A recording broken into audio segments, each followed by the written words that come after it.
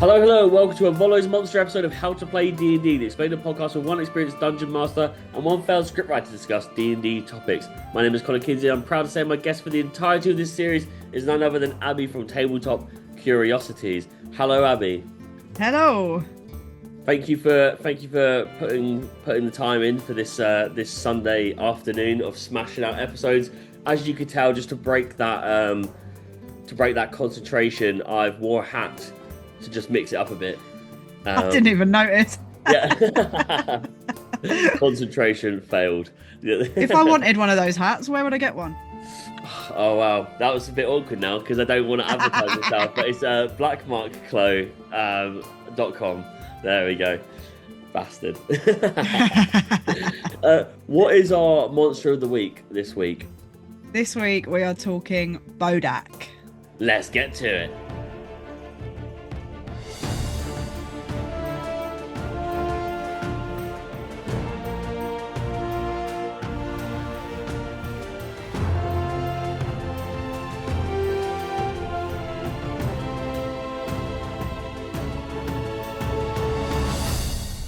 Okay, so today's episode is on Bodak. If a grey alien and a Dementor fucked, you'd get one of these.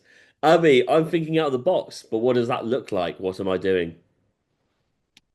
All I got then was just the image of a cat looking at a box and thinking Yeah. about all of the potential. So Oh I yeah. think you've just stepped out of the box to think what potential the box has. And I'm a cat. Right. And you're a cat Okay. now. Yeah. Yeah, and I specifically did that uncomfortable bit for my partner, who will no doubt never listen to this episode. So what a waste. Uh, right. Why did you pick Bodaks? Bodaks are just a super cool, like evil addition to a lot of different campaign settings and a lot of different opportunities. Mm, Um, I just like the general lore around them. So we're talking like it's an undead person who mhm, gets sort of transformed into a Bodak, and they mm, have this kind of like Orcus link, like a demon lord who you can do rituals to when you die, you become a Bodak in the service of Orcus. mm. So I just think they're pretty cool, and I think they have a lot of things that have a lot of flavor as well. This is the first creature we've got on the list that I have used. Oh, Um, nice. I won't go into the abilities because obviously you'll talk about things that they do in a sec. But like, yeah, I was literally looking for something um, for a situation. I went through the monster manual and actually did find a Bodak, and it was exactly what I was looking for in that moment. So sometimes those kind of creatures do spring up on you that it feels like everyone's thought of everything for every situation you need. It exists. So don't ever feel like if you're writing something as a DM that no one's ever thought of it. How could I make this work? There's probably a creature out there that can work for your scenario. And probably Volo has encountered it. So Volo's definitely, yeah, yeah, exactly. So what kind of stats and abilities does our Bodak have? so we're very much talking like an undead kind of stat block. So similar to your standard undeads, we're not talking a massive AC. It's not like they've got scale mail on or anything Mm, like that. And the hit points fairly standard, fairly normal. But the thing that this is the problem. mm, So, it's kind of made out of Dementor-like vibes. So we're mm, talking like a shadowy sort of necrotic thing.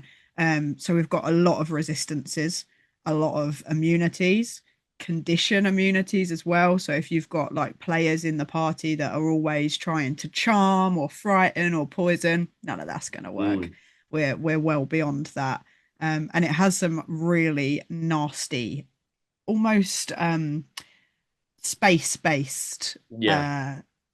ability. So you've got an aura and a gaze as well. So we've got big areas that can be affected by this creature in one or two moves, which can be really scary for a party.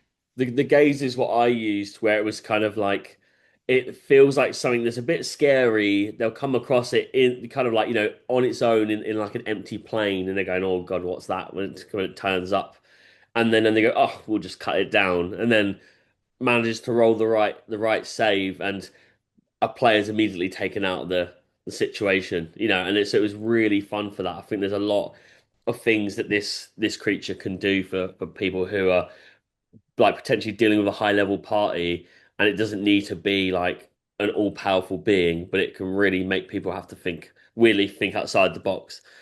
Yeah. Yeah.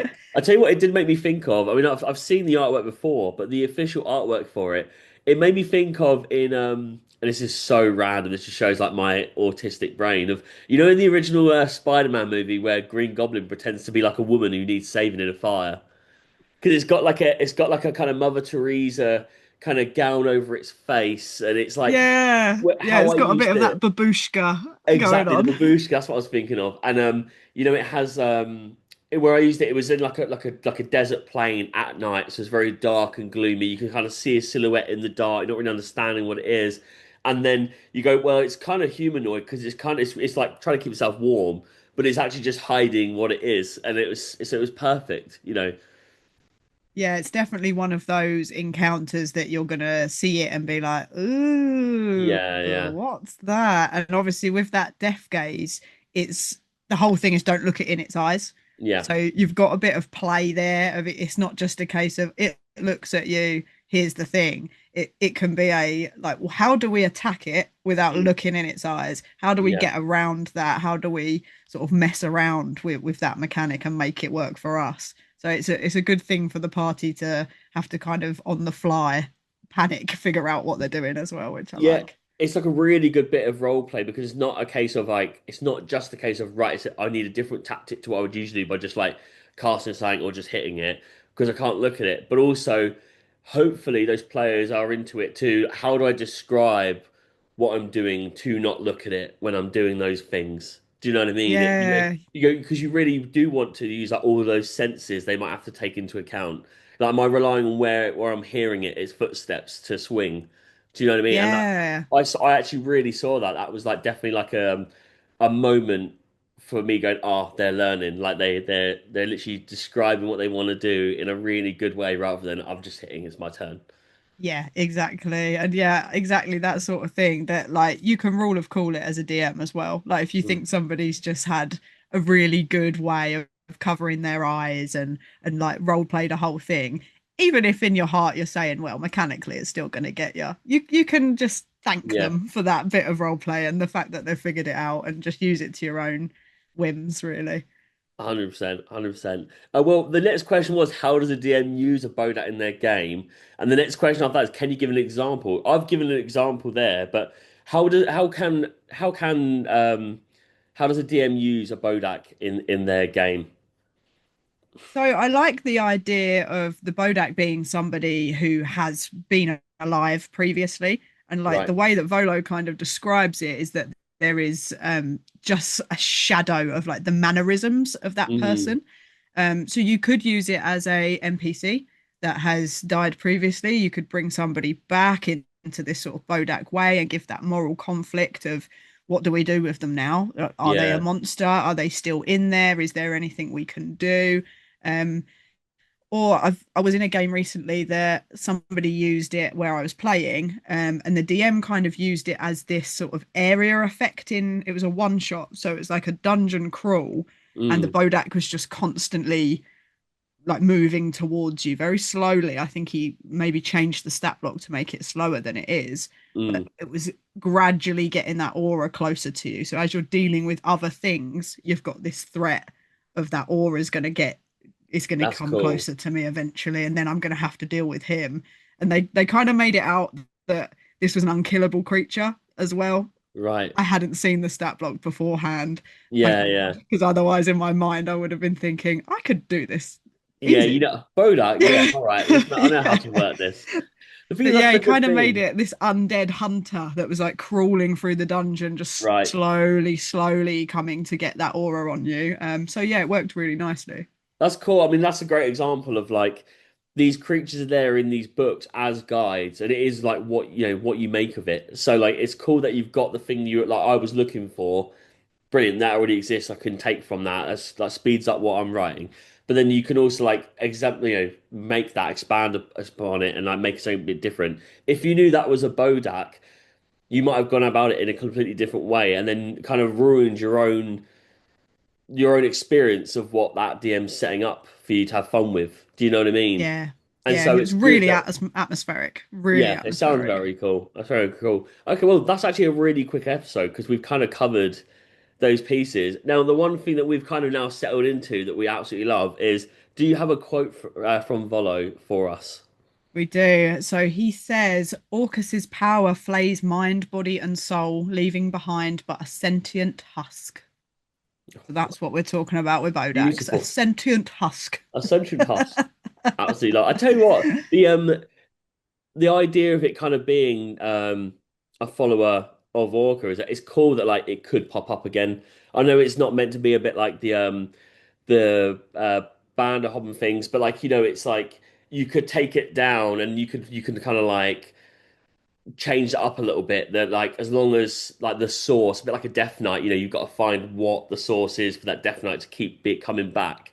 That's a cool thing to play with when you're talking about like moral choices there of like imagine getting the players to go through and be like, we know that who this was. Is it right to put them down when they could be saved? Imagine they do make that decision and then it comes back still. That's another little twist to add.